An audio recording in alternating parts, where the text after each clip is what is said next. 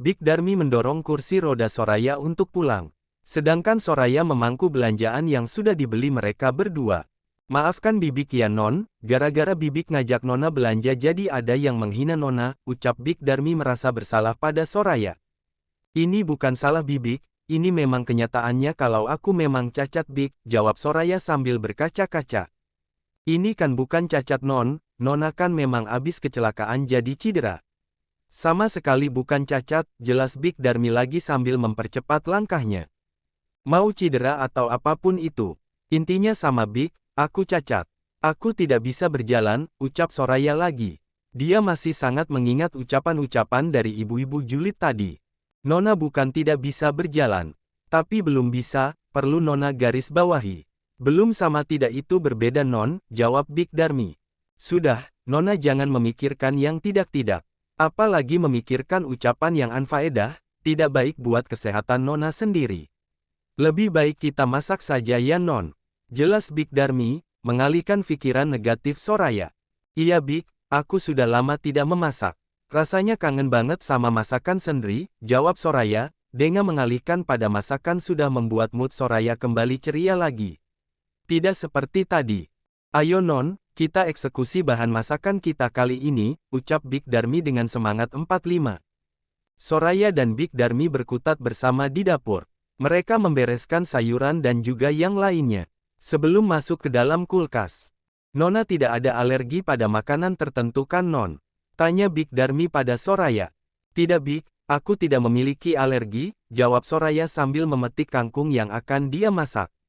Apa Mas Danu memiliki alergi Big? Aku takut salah masak, tanya Soraya pada Big Darmi yang sedang menata isi kulkas.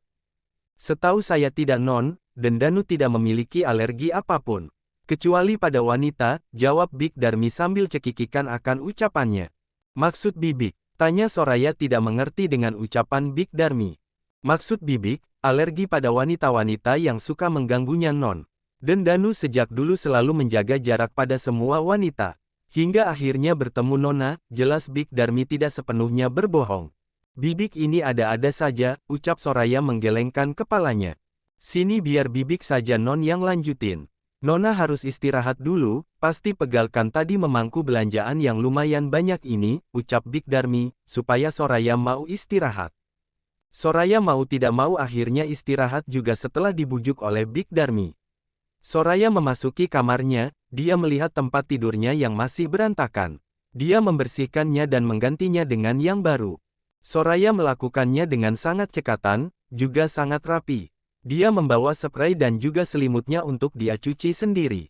Big Darmi yang melihatnya pun ingin mengambil spray kotor yang ada di tangan Soraya. Sini Non biar Bibik saja yang cuci, ujar Big Darmi sambil ingin meraih spray yang ada di tangan Soraya. Tidak Big, ini aku saja. Aku bisa kok Big, Bibik lanjutkan saja masaknya. Aku sudah lapar, ucap Soraya tidak membiarkan Big Darmi mengambil spray yang ada di tangannya. Karena spray yang dia pegang ada noda darahnya semalam. Dia tidak mau Big Darmi tahu soal hal pribadinya dengan Danu.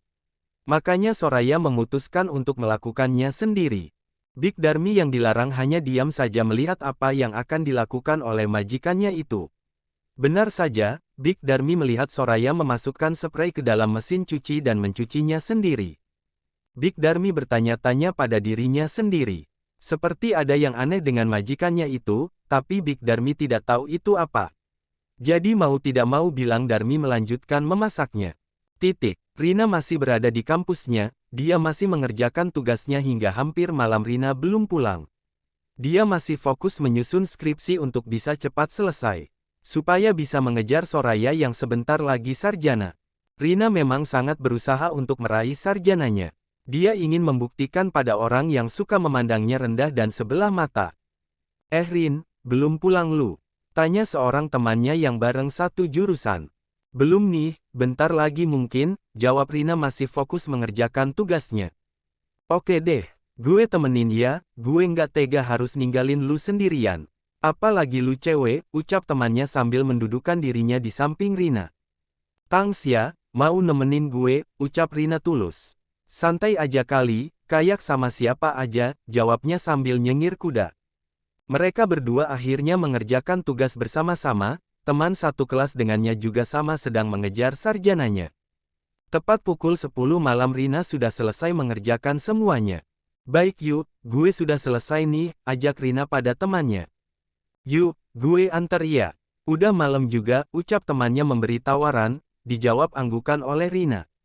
Rina diantarkan hingga depan kosannya, temannya juga ngekos tidak jauh dari kosan Rina. Jadi satu arah. Thanks ya, udah nemenin gue sama anterin gue selamat sampai kosan, ucap Rina tulus. It's okay, gue seneng bisa bantuin teman. Lu juga kan sering bantuin gue juga selama ini, jadi jangan sungkan, jawab temannya. Oke, gue nggak akan sungkan lagi, ucap Rina lagi. Nyesel gue bilang gitu, jawabnya sambil tergelak. Oke, gue balik ya, ucapnya pamit pada Rina. Iya, hati-hati lu, jawab Rina sambil melambaikan tangan. Rina langsung masuk dan membersihkan dirinya sebelum langsung tidur. Untung saja besok hari libur, jika tidak maka Rina akan bangun kesiangan karena pulang kuliah cukup larut. Pagi-pagi di kontrakan Lulu. Pagi Bu, sapa Lulu yang baru saja bangun dan ikut bergabung untuk sarapan bersama.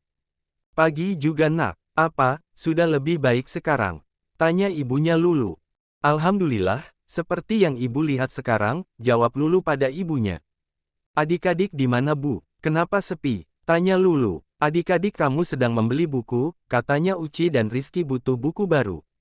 Makanya Rama nganterin mereka berdua buat beli, kata Rama juga mau ngasih kejutan buat Uci, jawab ibunya pada Lulu. Ya ampun, aku sampai lupa jika hari ini dia ulang tahun, ucap Lulu menepuk keningnya sendiri. Karena kamu selalu sibuk bekerja Nak. Maafkan ibu ya Lu, karena ibu tidak bisa membantu kamu. Yang ada ibu selalu nyusahin kamu terus, jawab ibunya dengan wajah sendunya.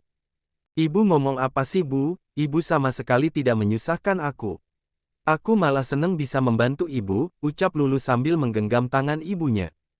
Terima kasih ya Nak. Ibu hanya minta kamu jaga kesehatan, ibu tidak mau kamu memaksakan diri kamu untuk selalu bekerja. Ibu tidak mau kamu sampai kenapa-kenapa, jelas ibunya pada Lulu. Ibu jangan berpikiran yang macam-macam. Ibu hanya harus selalu doain aku aja, supaya selalu sehat dan bisa membuat kalian bahagia, ucap Lulu pada ibunya dan memeluknya. Tanpa diminta juga ibu selalu mendoakan kalian semua. Terutama kamu yang sudah menjadi tulang punggung kami semua, jawab ibunya sambil memeluk dan menciumi pucuk kepala Lulu. Terima kasih Bu, terima kasih banyak untuk segalanya, ucap Lulu mengeratkan pelukannya pada sang ibu. Lulu seperti hari biasanya, dia akan bekerja walau hari libur. Dia ingin memberikan kejutan untuk Uci, selama ini dia tidak pernah memberikan apa-apa untuk Uci. Jadi untuk saat ini Lulu akan memberikannya sesuatu. Pada saat berjalan menuju pabrik dia bertemu dengan seseorang yang semalam menolongnya. Hai, kita bertemu lagi, ucap orang itu sambil mensejajarkan langkahnya dengan Lulu. Kamu mau kemana? Bukankah ini hari Minggu? Tanyanya lagi. Terima kasih yang semalam, saya sudah berhutang budi padamu, bukannya menjawab pertanyaan dari orang itu, Lulu malah membahas yang lain. It's okay, aku ikhlas kok bantuin kamu, jawabnya dengan tersenyum. Boleh kita berkenalan, namaku Devon, ucapnya sambil memperkenalkan dirinya. Ternyata seseorang yang sudah menolong Lulu adalah Devon Tomlinson, yang sedang mengurus semua yang ada di kota ini. Nama saya Lulu, sudah kan? Saya buru-buru, jawab Lulu sambil berlalu menuju pabrik. Jadi dia bekerja di sini juga. Kita akan sering bertemu Nona, siapa tadi namanya? Gumamnya sambil mengingat-ingat siapa namanya. Devon juga masuk ke dalam pabrik juga, dia ingin mengetahui apa saja tugasnya nanti. Dia sendiri yang melakukan tugas ini, dibandingkan dengan menyuruh orang lain. Besok aku mulai bekerja, sekarang aku mau melihat-lihat dulu keadaan di sini, gumamnya sambil melihat-lihat isi dalam pabrik. Setelah selesai melihat-lihat isi dalam pabrik, Devon berencana ingin menemui seseorang untuk membahas masalah kerjasama. Devon menghubungi asisten pribadinya, di mana dia akan bertemu dengan orang itu. Dan juga siapa namanya. Di hari libur ini Danu benar-benar tidak beranjak dari tempat tidurnya, bagaimana mau beranjak jika sekarang dia sudah mempunyai selimut hidup yang selalu menghangatkannya. Good morning sayangku, ucap Danu saat melihat Soraya mengerjapkan matanya. Morning mas, jawab Soraya sambil tersenyum lembut. Kap, Soraya yang terkejut hanya melebarkan matanya melihat sikap suaminya pagi ini. Kenapa? Apa ada yang salah? Tanya Danu. Mas, aku masih bau, jawab Soraya sambil menutup wajahnya dengan kedua telapak tangannya. Siapa yang bilang? Tanya Danu lagi. Sudah mas, aku mau membersihkan badanku dulu. Ini sudah siang, ucap Soraya mengalihkan pertanyaan Danu. Apa kamu mau menggodaku lagi? Tanya Danu sambil memandang dua bukit kembarnya yang sudah seperti macan tutul. Menggoda, aku, Soraya baru menyadari arah tatapan suaminya kemana. Soraya langsung menaikkan kembali selimutnya yang merosot. Mas subuh tadi, dan semalam juga, tanya Soraya sambil memeluk erat selimut yang masih menutupi tubuh polosnya. Aku takkan sayang, kamu ini sudah menjadi canduku, jawab Danu sambil berbisik di telinga Soraya dan meniupnya. Soraya meremang, dengan suara seksi dari Danu dan juga tiupan dinginnya membuat bulu halus yang ada di tubuhnya seakan-akan berdiri semuanya. Soraya mencoba untuk menjauhkan diri dari suaminya yang seperti harimau kelaparan, yang siap menerkam mangsanya. Mau kemana? Kamu harus bertanggung jawab padanya, kamu sudah membangunkannya, ucap Danu serak. Bahkan semalaman juga dia sudah melakukannya. Soraya sampai bingung, tenaga suaminya seolah tidak pernah ada habisnya. Dan selanjutnya hanya ada suara-suara saja dari keduanya. Danu hanya tersenyum-senyum tidak jelas melihat wajah cemberut Soraya. Danu ternyata tidak membiarkan Soraya bisa istirahat saat ini. Kita sarapan dulu, setelah itu kita jalan keluar, ucap Danu sambil memberikan sepiring nasi dan juga lauknya pada Soraya. Ini makan siang mas, bukan sarapan, gerutu Soraya menerima piring dari suaminya. Sama saja, mau itu sarapan atau makan siang. Yang jelas makan juga kan? Tanya Danu dengan wajah datarnya. Ish, nyebelin, ucap Soraya sambil mencebikkan bibirnya.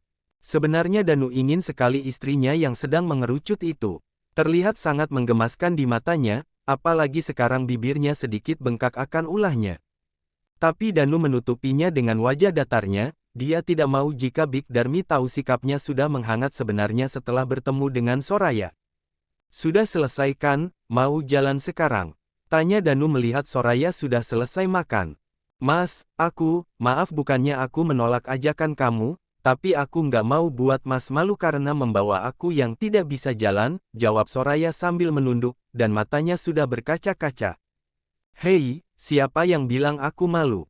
Aku malah senang bisa memiliki kamu menjadi pendamping hidupku dan menjadi istriku, ucap Danu sambil mengangkat wajah Soraya yang masih menunduk.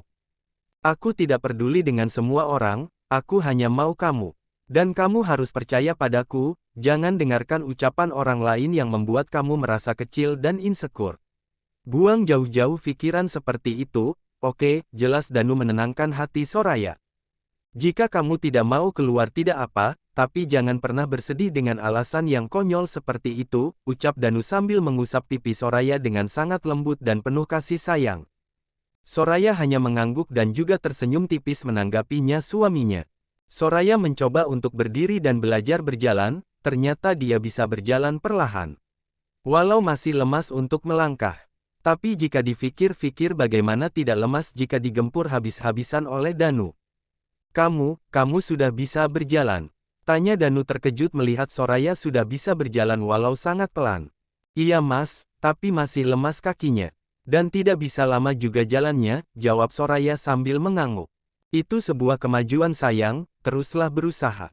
Dan aku akan membantumu, ucap Danu sambil meraih tangan Soraya untuk menjadikan tubuhnya menjadi tumpuan. Soraya berjalan maju sedangkan Danu berjalan mundur. Hingga sampai depan rumahnya masih tetap seperti itu, Danu memandangi wajah cantik Soraya yang juga memandanginya. Kamu sangat cantik sayang, aku mencintaimu, ucap Danu mengungkapkan perasaannya untuk pertama kalinya pada Soraya. Aku juga mencintaimu mas, jawab Soraya sambil tersenyum manis. Mereka tidak sadar jika interaksi mereka sedang disaksikan oleh Big Darmi dan juga Mang Asep supir pribadinya. Yang tidak lain adalah suami dari Big Darmi. Soraya dan Danu terus melakukan terapi untuk merangas terisang otot-otot kaki Soraya supaya bisa lemas dan tidak kaku lagi. Soraya sudah bisa berjalan sekarang bahkan bisa berjalan sendiri tanpa bantuan tongkat atau Danu sekalipun. Soraya langsung berjalan cepat dan memeluk Danu dengan sangat erat, karena merasakan kebahagiaan yang tidak terkira. Mas aku bisa berjalan kembali. Aku sudah bisa berjalan normal Mas, ucap Soraya saking terharu dan juga senangnya bisa berjalan kembali. Iya sayang, kamu bisa jalan.